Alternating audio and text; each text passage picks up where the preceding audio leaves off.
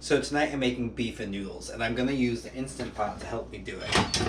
So what I've got right here are some short ribs, salt and pepper. So just throw those right in. To that we're going to add some chopped up carrots, chopped up leeks, wedged potatoes, and some beef stock. About 2 cups. And then go ahead and put your lid on. So what I'm going to do is just set a pressure cook for 44 minutes. I'm going to make sure that the vent is in the sealing position, and it is, and just let it do its thing. Okay, so it looks like it just got done 2 minutes ago, and what I'm going to do is just barely nudge this to the side, and that will allow the pressure to release slowly. Okay, so it is all done, and the pressure is released, and I can open it up. And everything looks good. And so what I'm gonna do is just remove the juice out of here and transfer it to the stovetop so I can thicken it.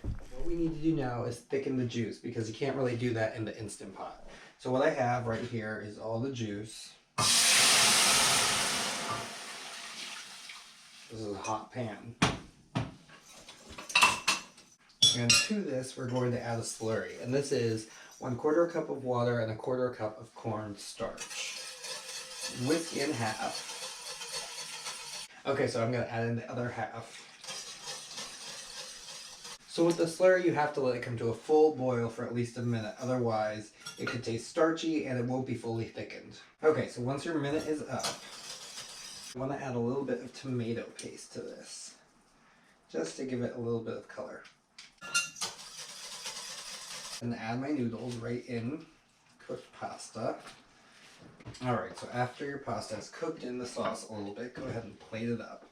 Just turn off the stove, and then spoon a little bit of the sauce over everything. Just so it looks nice and shiny. And then my favorite, dried parsley flakes, just make it green, and finish it with salt. And there you have it, beef and noodles.